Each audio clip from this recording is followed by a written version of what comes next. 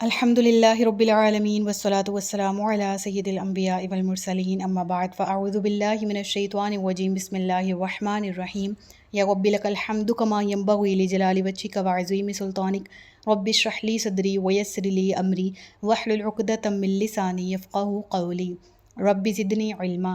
السلام علیکم ورحمۃ اللہ وبرکاتہ۔ پارہ نمبر 23 سورۃ الصافات، اردو ترجمہ اور تفسیر۔ گزشتہ اسباق میں آیت نمبر 138 تک ہم نے پڑھ لیا تھا۔ آج کے سبق میں آیت نمبر 139 سے آغاز کیا جا رہا ہے، جس میں اللہ رب العزت ارشاد فرماتا ہے جناب یونس علیہ الصلوۃ والسلام کا ذکر، وَإِنَّ يُونُسَ لَمِنَ الْمُرْسَلِينَ، اور بے شک یونس ضرور رسولوں میں سے ہے۔ اِذْ أَبَقَ إِلَى الْفُلْكِ الْمَشْحُونِ، جب وہ بھری کشتی کی طرف نکل گیا۔ جو ابق لفظ ہے یہ غلام کے بھاگ جانے پر استعمال ہوتا ہے، یعنی کہ اصطلاح میں لفظ ابقا کسی غلام کا اپنے آقا کے ہاں سے بھاگ جانے پر یہ لفظ بولا جاتا ہے۔ اس واقعے کا ذکر سورہ یونس، سورہ انبیاء میں بھی گزر چکا ہے۔ حضرت یونس علیہ الصلوۃ والسلام کی قوم نے آپ کو جب جھٹلایا اور ان کے مسلسل انکار اور کفر کے باعث اللہ نے اس قوم کو تباہ کرنے کا فیصلہ فرما لیا۔ اس سلسلے میں رب العالمین کی سنت یہ ہے، اللہ کا قانون اور طریقہ یہ ہے کہ جب کسی قوم کو تباہ کرنے کا فیصلہ فرما لے تو انبیاء کو حکم ہوتا ہے کہ رسول وہاں سے نکل جائیں، تاکہ جو ریمیننگ پیپل ہیں، جو کافر ہیں، ان کو عذاب سے نیست و نابود کر دیا جائے۔ اور یہی طریقہ رب العالمین کا سنت طریقہ، یعنی آپ کا اللہ رب العالمین کا قانون یہ تھا۔ چنانچہ حضرت یونس علیہ الصلوۃ والسلام سے اس ضمن میں یہ غلطی ہو گئی کہ جب اللہ کی طرف سے قوم کو نابود کرنے کا فیصلہ آ چکا تو آپ وہاں سے قوم چھوڑ کر آ گئے اور آپ ایک بھری ہوئی کشتی میں سوار ہو گئے۔ فلک المشحون سے مراد کیا ہے؟ مشحون مطلب بھری ہوئی، یعنی اس میں آلریڈی بہت سے لوگ سوار تھے اور آپ بھی اس کشتی میں سوار ہو گئے، کیونکہ ایک مقام کہا جاتا ہے مفسرین کی طرف سے دجلہ یا فرات کا دریا تھا، یہ اس کو عبور کرنا تھا آپ نے دوسری منزل تک جانے کے لیے۔ اور حضرت یونس سے یہ لغزش اس وجہ سے ہوئی جو میں نے حکمت آپ کے سامنے بیان فرما دی رب العالمین کے قانون کی، لیکن ظاہر ہے کہ واضح حکم تو نہیں آیا تھا ابھی رب العالمین کی طرف سے۔ اور اس بارے میں قرآن کریم میں یہ الفاظ کا بھی استعمال ہوتا ہے کہ آپ کے بارے میں آتا ہے اذ ذہب مغاضبا علیہ، ذکر ہوتا ہے نا قرآن کریم میں سورۃ الانبیاء میں، یعنی آپ حمیت حق کے جوش میں غضبناک ہو کر قوم کی طرف سے آپ چل پڑتے ہیں وہاں سے قوم کو چھوڑ کر۔ واضح حکم ابھی نہیں آیا، یہ بات یاد رہے، لہٰذا اس بارے میں ان کا ذکر قرآن میں موجود ہے کہ فَسَاهَمَ فَكَانَ مِنَ الْمُدْحَضِينَ، تو کشتی والے نے کرہ ڈالا تو یونس دھکیلے جانے والوں میں سے ہو گئے۔ ساہمہ کے کیا معنی ہے؟ حصہ لینا کسی چیز میں، اس سے مراد قرآن اندازی میں شریک ہونا ہے یہاں پر، ٹھیک ہے۔ اور مدحدین سے کیا مراد ہے کہ مغلوبین، مدحدین، یہ ہم معنی ایک طرح کے ہیں، یعنی یونس علیہ الصلوۃ والسلام کے حق میں کرہ نکلا۔ کہ کرہ کس چیز کے لیے تھا پہلے اس کو دیکھ لیتے ہیں، کیونکہ ابھی ذکر ہو چکا کہ وہ کشتی پہلے ہی گنجائش سے زیادہ بھری ہوئی تھی، چنانچہ جب بیچ دریا میں جا کر کشتی ڈولنے لگی اور اس کے ڈوب جانے کا جو ہے وہ خطرہ پیدا ہو گیا تو بوجھ کم کرنے کی غرض سے کسی ایک مسافر کو دریا میں پھینکنے کے لیے قرآن اندازی کی گئی، ٹھیک ہے۔ اور مفسرین کہتے ہیں ایک تو وجہ یہ ہوگی کہ وہ اوور لوڈڈ تھی اور اس طرح ہوا کہ ایک شخص جو ہے وہ پھینک دیا جائے اور اس کے لیے کرہ ڈالا گیا۔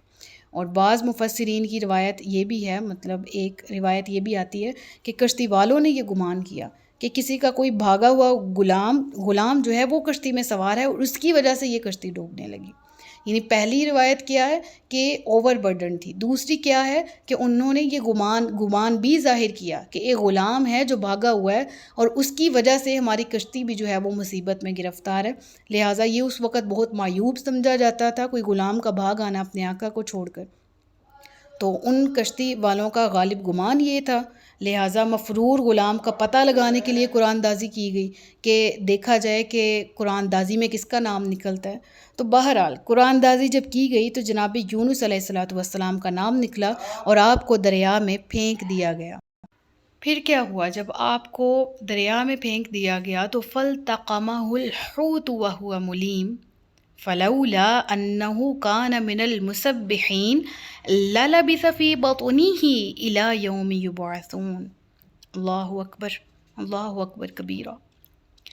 اللہ فرماتا ہے کہ پھر انہیں مچھلی نے نگل لیا اور وہ اپنے آپ کو ملامت کر رہے تھے، اور اگر وہ تسبیح کرنے والا نہ ہوتا تو ضرور اس دن تک مچھلی کے پیٹ میں رہتا جس دن لوگ اٹھائے جائیں گے۔ اللہ اکبر، یعنی قیامت کے دن تک۔ اور وہ تسبیح کرنے والا نہ ہوتا، مراد کیا ہے؟ سورۃ الانبیاء کی طرف واپس چلیں تو آپ کی تسبیح یعنی آیت کریمہ کے نام سے وہ آیت مشہور ہے قرآن کریم میں، لا الہ الا انت سبحانک انی کنت من الظالمین۔ اے اللہ، تیرے سوا کوئی معبود نہیں ہے، تو پاک ہے، بے شک میں ہی اپنی جان پر ظلم کرنے والوں میں سے ہوں۔ لہٰذا آپ نے اس آیت کا ورد مچھلی کے پیٹ میں شروع کر دیا تھا اور آپ کنٹینیوسلی یہ پڑھی جا رہے تھے۔ اور سبحان اللہ، دیکھیں یہ کلمات اللہ کو اس قدر پسند آئے یونس علیہ السلام کے، کہ اللہ نے قرآن میں ایک آیت کے طور پر، انعام کے طور پر امت محمدی کو دے دیے کہ اپنے بھی معاملات کو سدھارنے کے لیے آپ ان کی تلاوت کریں تو وہ معاملات سیٹ ہوں گے انشاءاللہ اللہ کے حکم سے۔ اور اس سے یہ بھی معلوم ہوتا ہے کہ وظائف کرنا قرآنی آیات کے جائز ہیں، اور اس پر شرط یہ ہے کہ وہ یوزفل پرپزز کے لیے ہو، یعنی کسی اور کو نقصان پہنچانے کے لیے، اپنا فائدہ حاصل کرنے کے لیے نیت اگر ایول ہوگی تو یقیناً زندگی میں نتائج بھی اس کے پازیٹیو نہیں آئیں گے۔ لیکن جس طرح یونس علیہ السلام کی نیت کس کی تھی؟ توبہ کی، اور اس لغزش کی جو آپ سے نہ چاہتے ہوئے انجانے میں ہو گئی، یعنی اسے کہہ لیں کہ اس سے آپ کا پرپز نہیں تھا، لیکن آپ نے یہ گمان کیا تھا کہ اللہ تبارک و تعالیٰ کی طرف سے اگر حکم آ چکا ہے کہ قوم کو نابود کر دیا جائے تو قانون اور طریقہ یہی ہے کہ انبیاء وہاں سے چلے جاتے ہیں تو میں چلا جاتا ہوں۔ لہٰذا اسی کی پکڑ میں آپ کے ساتھ یہ ہوا کہ مچھلی نے جب نگل لیا تو آپ کلمات کا ورد کنٹینیوسلی کر رہے ہیں، اور رب العالمین فرماتا ہے کہ پھر اگر وہ یہ کلمات نہ پڑھتے تو قیامت تک اسی مچھلی کے پیٹ میں موجود رہتے، لیکن ان کے کلمات کی ادائیگی رب العالمین کو اس قدر پسند آئی کہ پھر اس مچھلی نے آپ کو نگل دیا آ کر ساحل سمندر پر۔ اس کا ذکر قرآن کریم کی ان آیات میں موجود ہے کہ فَنَبَذْنَاهُ بِالْعَرَاءِ وَهُوَ سَقِيمٌ۔ سقیم کیا مراد ہے اس سے؟ سقم کہتے ہیں کمزوری کو، ٹھیک ہے، بہت زیادہ بیماری کی حالت کو۔ تو رب العالمین فرماتا ہے پھر ہم نے اسے میدان میں ڈال دیا اور وہ بیمار تھا سقیم، سقم سے۔ وَأَنبَتْنَا عَلَيْهِ شَجَرَةً مِّن يَقْطِينٍ، اور ہم نے اس پر کدو کا پیڑ اگا دیا۔ یقطین کسے کہتے ہیں اس پر بھی تفصیلی گفتگو کر لیتے ہیں۔ یقطین بیسیکلی اس پودے کو کہا جاتا ہے جو کسی تنے پر کھڑا نہیں ہوتا بلکہ بیل کی شکل میں پھیلا ہوا ہوتا ہے، جیسے کدو ہے، تربوز ہے، ککڑی وغیرہ۔ اب یہاں پر جو علماء تفسیر ترجمہ کرتے ہیں یقطین کا، وہ ڈائریکٹ کدو کرتے ہیں، جو کہ ایک روایت کے مطابق ٹھیک بھی ہے، لیکن یقطین کی اگر تفسیر میں مزید تحقیقات کریں تو واللہ تعالی اعلم اس سے مراد اس وقت کون سا حقیقی ایسا پودا تھا جو اگایا گیا، لیکن اس کے بارے میں احمد الدین صاحب جو ہیں انہوں نے تحقیق کی تھی اور یہ شائع ہوئی تھی 1980 میں۔ انہوں نے تحقیق میں کیا لکھا تھا کہ مکران کے ساحل میں ایک طبعی طور پر جو مکران کا ساحل ہے وہ عراق کے ساحل سے متشابہ ہے، یعنی ملتا جلتا ہے۔ وہاں پر انہوں نے ایک بیل نما پودا دیکھا، یہ ان کی تحقیق تھی جو انہوں نے شائع کی تھی 1980 میں۔ وہ کہتے ہیں کہ میں یقطین لفظ پہ تحقیق کر رہا تھا اور میں نے وہاں پر ایک پودا دیکھا جسے مقامی زبان میں کیا کہا جاتا تھا؟ اگین۔ اس پودے کے پتے بہت بڑے بڑے ہوتے ہیں، اس پر گول کدو کی شکل کا پھل لگتا ہے جو رسامت میں تربوز کے برابر اور مزے میں ککڑی جیسا ہوتا ہے۔ اس میں شیرینی بھی ہوتی ہے اور پانی کا جز تو بہت زیادہ ہوتا ہے، اور اس کی بیل زمین پر دور دور تک پھیلی ہوئی ہوتی ہے جس کے اندر بیک وقت 2-4 آدمی اپنے آپ کو بخوبی چھپا بھی سکتے ہیں۔ پتے نہایت چکنے اور ملائم ہوتے ہیں جو نیچے سے نرم و نازک گدوں اور اوپر اوڑھنے کے لیے ریشمی چادر کا کام دیتے ہیں۔ اللہ اکبر۔ اس پودے پر آپ تحقیقات انٹرنیٹ سے بھی کر سکتے ہیں پکچرز کی فارم میں۔ تری اس میں اس پودے میں اس قدر ہوتی ہے کہ جب سورج کی کرنیں پڑتی ہیں تو اندر چھپے ہوئے انسان کو وہ تکلیف نہیں دے سکتی۔ اس کے پتوں میں قدرتی طور پر کوئی ایسا ہی اینٹی بیکٹیریا ایسا مادہ بھی پایا جاتا ہے جس کی وجہ سے حشرات الارض جو چھوٹے کیڑے مکوڑے ہوتے ہیں، حتیٰ کہ سانپ اور بچھو وغیرہ بھی اس سے دور رہتے ہیں۔ یعنی اس میں ایسی رطوبتیں پائی جاتی ہیں ان کے پودوں میں کہ چھوٹے کیڑے جو اکثر پودوں پر چڑھ جاتے ہیں وہ اس درخت کے پودوں سے پیچھے ہی رہتے ہیں، پتے جو ہیں وہ سیف کرتے ہیں پھلوں کو بھی اور اپنے قریب آنے والے باقی حشرات الارض کو بھی۔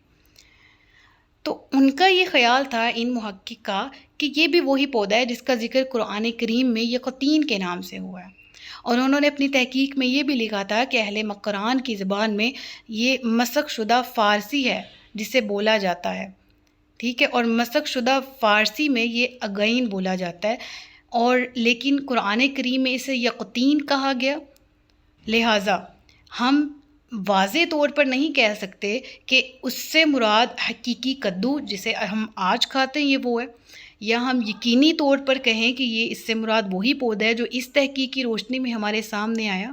بہرحال دوبارہ سے اگر ہم اس پوائنٹ کی طرف جائیں تو ہمارے سامنے واضح ہوتا ہے کہ بہت سے تراجم میں کدو لکھا ہوتا ہے جو کہ اس تحقیق کی روشنی میں ہے کہ یقطین ایسا پودا ہوتا ہے جو بیل کی فارم میں ہوتا ہے، ٹھیک ہے، تربوز، ککری وغیرہ، اور اس سے اس پودے کی تحقیق میں نے آپ کے سامنے پیش کر دی۔ واللہ تعالی اعلم، لیکن اس سے اللہ کی قدرت بہت واضح ہوتی ہے کہ جب حضرت یونس علیہ السلام بحکم الہی مچھلی کے پیٹ سے باہر آئے تو اس وقت آپ بہت زیادہ کمزور اور لاغر ہو چکے تھے۔ مچھلی نے جب آپ کو اگل دیا، آپ کے بال اور ناخن جھڑ چکے تھے، اٹھنے کی سکت نہیں رہی تھی، اور اس وقت یہ بیل اگی تھی اور اس نے اپنے چوڑے چوڑے پتوں سے آپ کو ڈھانپ لیا تھا تاکہ سورج کی گرمی سے آپ کو تکلیف نہ پہنچے، اور حشرات الارض جیسے کہ مکھی ہے یا مچھر ہے یہ بھی آپ کو کسی بھی طرح کی اذیت نہ پہنچائیں۔ جب قوت بحال ہوئی تو پھر آپ کو حکم ملا کہ اب واپس جاؤ اور اس اپنی قوم کی طرف ہی لوٹ جاؤ جس کی تعداد 1,00,000 یا اس سے زائد تھی۔ چنانچہ جب آپ اپنی قوم کی طرف گئے تو اس کے احوال اگلی آیات میں آ رہے ہیں جس کا ذکر یہاں موجود ہے کہ وَأَرْسَلْنَاهُ إِلَىٰ مِائَةِ أَلْفٍ أَوْ يَزِيدُونَ، اور ہم نے اسے 1,00,000 بلکہ زیادہ آدمیوں کی طرف بھیجا۔ تو یہاں پر ذکر آتا ہے تو مفسرین کہتے ہیں کہ غالب گمان یہی ہے کہ پھر حکم ہوا کہ اپنی ہی قوم کی طرف لوٹ جائیں، لہٰذا آپ کی قوم ایسی تھی کہ جب آثار عذاب دیکھے تھے تو رجوع کر لیا تھا، اور قرآن کریم میں واحد اس قوم کی مثال ہمارے سامنے آتی ہے کہ جنہوں نے رجوع لے آئے تھے، توبہ کر لی تھی اور ان کی توبہ قبول بھی ہوئی تھی۔ باقی اقوام کی طرح نہیں تھا کہ پہلے دن چہرے بدل رہے ہیں، دوسرے دن رنگ بدل رہا ہے، تیسرے دن چہروں کا رنگ بدل رہا ہے، اور پھر وہ نسخ کر دیے جاتے ہیں ان کے چہرے اور ان کو نابود کر دیا جاتا ہے، اور آخری وقت تک وہ تماشا ہی دیکھنے والوں میں سے ہوتے ہیں، رجوع نہیں لاتے۔ ان قوموں کے احوال بھی ہمارے سامنے، لہٰذا آپ کی قوم جو کہ توبہ کر چکی تھی، لہٰذا مفسرین کہتے ہیں کہ پھر رب العالمین کی طرف سے حکم ہوا آپ کو کہ آپ رجوع کریں اپنی قوم کی طرف ہی، لہٰذا آپ وہاں پر واپس لوٹ جاتے ہیں، اور ان کی تعداد یہاں قرآن میں مینشن ہوئی اِلیٰ مِائَةِ أَلْفٍ، طرف چلے جاؤ کس کی؟ 1,00,000 بلکہ اس سے او یزیدون اس سے بھی زیادہ۔ فآمنوا فمتعناہم الی حین، وہ قوم ایسے تھے کہ وہ ایمان لے آئے تو پھر ہم نے انہیں ایک وقت تک فائدہ اٹھانے دیا۔ آپ اپنی قوم کی طرف واپس جاتے ہیں اور دیکھیں کہ اس واقعے سے ہمیں کتنا کچھ سیکھنے کو ملتا ہے نا۔ اول تو یہ کہ جب آپ اپنی قوم کی طرف واپس گئے، جب آپ مشکل حالات میں تھے تو آپ کی سیرت ہمیں کیا کچھ سکھاتی ہے کہ مشکلوں میں کس طرح اللہ کی طرف رجوع کرنا ہے، اور دوسرا یہ کہ جب دعا قبول ہو جائے تو پھر کس طرح سے اطاعت کرنی ہے، جناب سیدنا یونس کی زندگی سے ہمیں معلوم ہوا۔ اور پھر یہ بھی کہ جب اپنی قوم کی طرف واپس لوٹے تو قوم آپ کو دیکھ کر بہت زیادہ خوش ہوئی، بڑی عزت اور تکریم کی آپ کی، وہی قوم جو آپ کو جھٹلانے والوں میں سے تھے، ان کے رویے بدل چکے تھے، سچی توبہ ان کو نصیب ہو چکی تھی، لہٰذا آپ کی دعوت کو انہوں نے دل و جان سے قبول کیا اور آپ کے اطاعت کو اپنا وظیفہ حیات بنا لیا۔ لہٰذا اس کے بعد جو ذکر آتا ہے وہ یہی ہے کہ فَاسْتَفْتِهِمْ أَلِرَبِّكَ الْبَنَاتُ وَلَهُمُ الْبَنُونَ، تو ان سے پوچھو کیا تمہارے رب کے لیے بیٹیاں ہیں اور ان کے لیے بیٹے، یا ہم نے ملائکہ کو عورتیں پیدا کیا اور وہ موجود تھے. یعنی وہ مشرکین کی طرف اب دوبارہ سے خطاب کیا جا رہا ہے جو اللہ کی طرف بیٹیاں منسوب کرتے تھے فرشتوں کو. فرشتوں کو بیٹیاں کیوں کہتے تھے؟ کیونکہ نوعیت ان کی پوشیدہ تھی، تو وہ کہتے تھے یہ عورتوں کی صفات ہیں کہ شاید فرشتے پردہ کرتے ہیں جو ہمیں نظر نہیں آتے، لہٰذا انہوں نے اس کو مؤنث کنسیڈر کیا عورتوں سے مشابہت کے طور پر اور کہا یہ کہ خدا کی بیٹی ہیں. اللہ فرماتا ہے کہ کیا تم وہاں موجود تھے؟ وہم شاہدون، تم اس وقت حاضر تھے جب اللہ نے ان کو کریٹ کیا تھا، ملائکہ کو عورتیں بنایا تھا جنس میں. الا انہم من افکہم، خبردار وہ تو بہتان باندھنے والوں میں سے ہیں نا. انہم من افکہم لا یقولون، وہ تو جو یہ بات کہہ رہی ہیں سراسر بہتان پر، افک پر، جھوٹ پر مبنی ہے. ولد اللہ وانہم لکاذبون، یہ کہ اللہ کی اولاد ہے اور بے شک وہ ضرور جھوٹے ہیں. اصطفى البنات علی البنین ما لکم کیف تحکمون، کیا اللہ نے بیٹے چھوڑ کر بیٹیاں پسند کی؟ تمہیں کیا ہے، تم کیسا حکم لگاتے ہو؟ تو کیا تم دھیان نہیں کرتے یا تمہارے لیے کوئی کھلی دلیل ہے؟ تو اپنی کتاب لاؤ اگر تم سچے ہو. تو اس کے بعد جو مزید اگلی آیات ہیں انشاءاللہ اس کو نیکسٹ لیکچر میں کور کریں گے. صدق اللہ العلی العظیم و صدق رسولہ النبی الکریم. سچ فرمایا اللہ نے جو عظمت والا ہے. اپنا بہت سا خیال رکھیے گا، مجھے دعا میں یاد رکھیے گا. تاجدار ختم نبوت زندہ باد، پاکستان پائندہ باد. السلام علیکم ورحمۃ اللہ وبرکاتہ.